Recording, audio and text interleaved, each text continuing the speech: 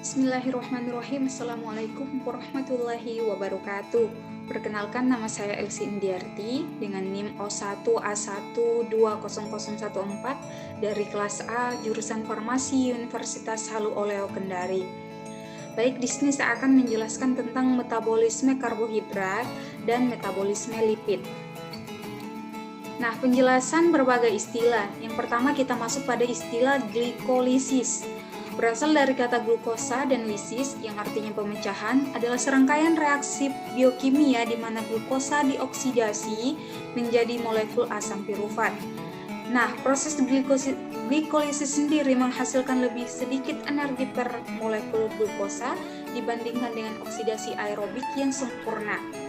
Energi yang dihasilkan disimpan dalam senyawa organik berupa adenosin trifosfat atau ATP dan NADH.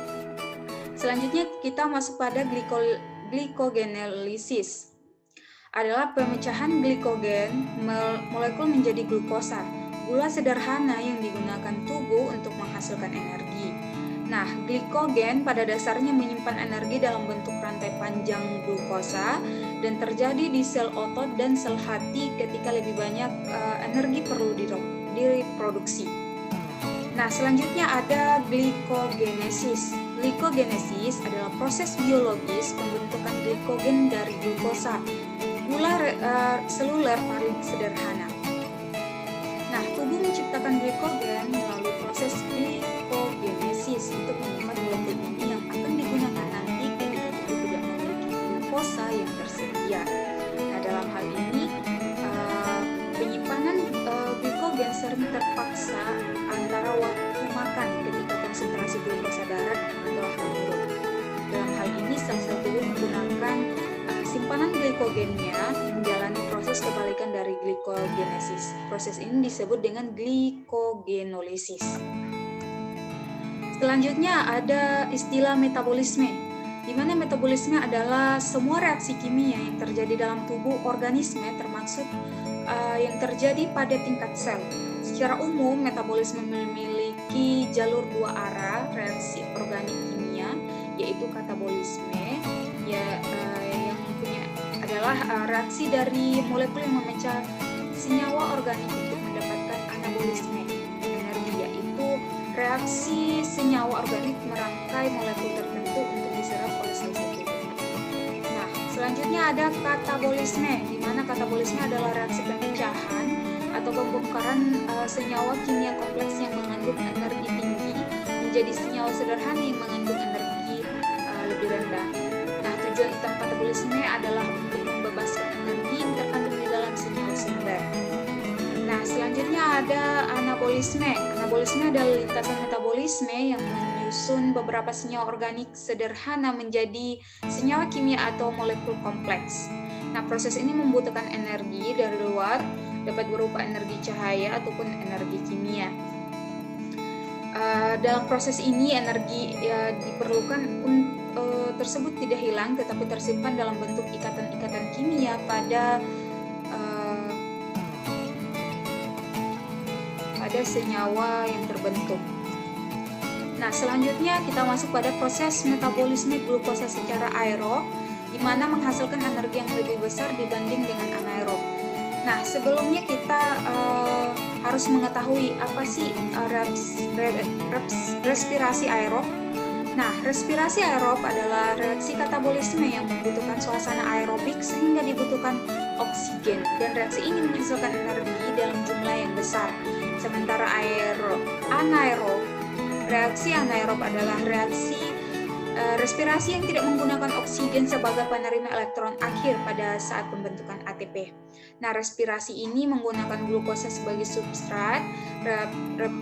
Respirasi anaerob merupakan proses fermentasi.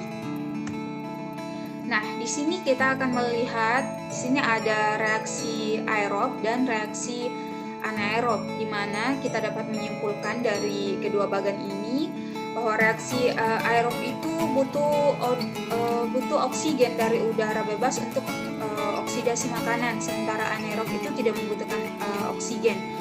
Nah, di sini energi yang dihasilkan dari respirasi aerob yaitu 38 ATP itu merupakan hasil total dan 36 ATP itu produk akhir.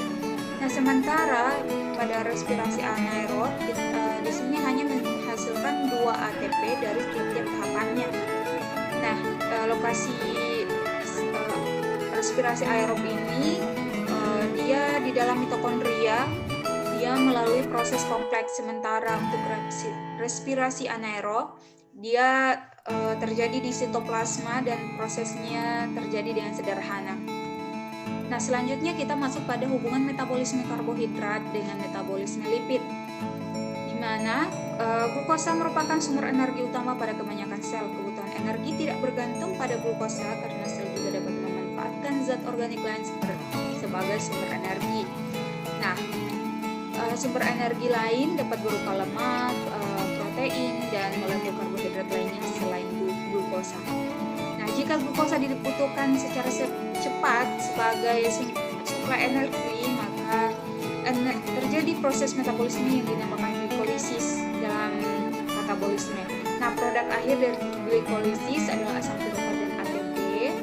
Nah, salah satu keuntungan besar dari tahapan oksidasi glukosa menjadi CO2 dan H2O adalah dihasilkan beberapa senyawa antara atau intermediate.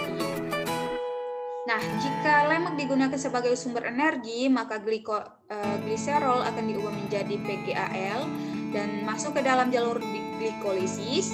Nah, lemak dia dibentuk menjadi gliserol dan asam lemak. Selanjutnya dia akan masuk ke dalam siklus glikolisis menjadi gliseraldehid 3P. Nah, asam lemak juga akan dirubah menjadi asetil-CoA. Asam lemak akan diubah menjadi asetil-CoA. Selanjutnya masuk ke dalam siklus Krebs dan masuk ke dalam rantai transport elektron. Selanjutnya akan menghasilkan ATP.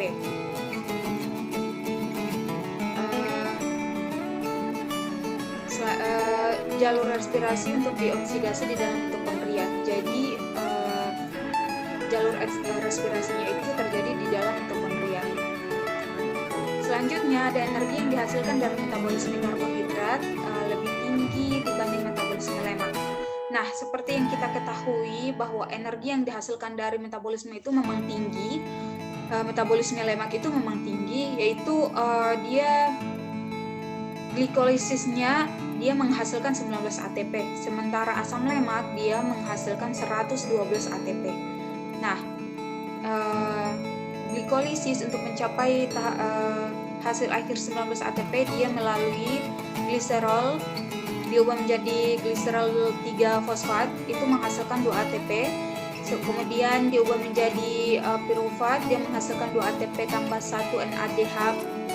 Selanjutnya diubah menjadi asetil-CoA. Di sini asetil-CoA dirubah masuk ke dalam siklus Krebs, di mana siklus Krebs menghasilkan 3 NADH tambah 1 FADH2 tambah 1 ATP, sehingga hasil dari proses ini menghasilkan 19 ATP. Selanjutnya ada asam lemak, di mana dimulai dari transport asam lemak, kemudian diubah menjadi asetil-CoA. Nah, selanjutnya masuk ke dalam potongan-potongan. Nah, di sini ada potongan-potongan di mana dia menghasilkan 30 ATP. Nah, dari ketiga reaksi ini dihasilkan 112 ATP dalam satu buah asam lemak. Jadi dia asam lemak itu memang menghasilkan energi yang lebih tinggi. Sementara kita lihat pada metabolisme karbohidrat. Nah, karbohidrat di sini diubah menjadi glukosa N-fosfat. Selanjutnya dirubah lagi menjadi asam pirufat. Selanjutnya masuk ke asetil-CoA. Dan yang terakhir masuk pada elektron transport. Nah, di mana hasil energi yang didapatkan dari metabolisme karbohidrat di sini adalah 36 ATP. Jadi seperti yang kita lihat tadi, lemak yang memiliki energi yang lebih tinggi. Nah, selanjutnya penyakit gangguan metabolisme karbohidrat. Salah satunya yaitu penyakit gangguan metabolik, di mana gangguan metabolik adalah kelainan dalam proses metabolisme tubuh. Gangguan metabolik adalah semua penyakit yang menyebabkan gangguan pada metabolisme karbohidrat. Salah satunya adalah metabolik yang paling terkenal yaitu penyakit diabetes. Nah, diabetes ini mengakibatkan kadar gula dalam darah itu meningkat. Nah, timbulnya penyakit gangguan metabolik paling sering disebabkan oleh kelainan genetik yang diturunkan dalam keluarga. Nah, kelainan genetik ini mempengaruhi kinerja kelenjar endokrin dalam menghasilkan enzim yang digunakan dalam proses metabolisme. Akibatnya jumlah enzim yang dihasilkan akan berkurang atau bahkan tidak diproduksi sama sekali. Nah, hilang atau rusaknya enzim pencernaan juga menyebabkan zat-zat beracun di dalam tubuh tidak dapat dikeluarkan dan menumpuk di aliran darah. Kondisi ini dapat mempengaruhi fungsi organ dalam tubuh. Nah, bagaimana untuk cara mengatasinya? Untuk meredakan gejala dan mencegah komplikasi gangguan metabolik, dokter endokrin akan melakukan penanganan berupa yang pertama, kita dapat mengatur pola makan dan diet khusus sesuai penyakit yang dialami pasien, misalnya dengan menghindari atau membatasi asupan nutrisi tertentu. Nah, yang kedua, obat atau suplemen pengganti enzim yang dapat membantu proses metabolisme. Yang ketiga adalah obat yang menghasilkan zat beracun yang mengendap dalam tubuh akibat gangguan metabolisme. Jadi pola makan yang diatur serta memakan obat-obat yang telah direkomendasikan oleh para dokter. Nah, beberapa kasus gangguan metabolik baik pada anak-anak maupun orang dewasa memerlukan perawatan secara intensif. Jika gangguan metabolik telah menyebabkan kerusakan pada organ tubuh, dokter mungkin akan menyarankan tindakan transplantasi organ. Karena sebagian besar gangguan metabolik merupakan kelainan bawaan, pengobatan yang diberikan belum bisa menyembuhkan penyakit ini, melainkan hanya untuk mengontrol penyakit dan menekan gejala. Nah, selanjutnya daftar pustaka. Ya baik, saya kira itu saja yang dapat saya jelaskan pada kesempatan kali ini. Lebih dan kurang yang dimaafkan. Saya tutup dengan ucapan wabillahi taufiq wal hidayah.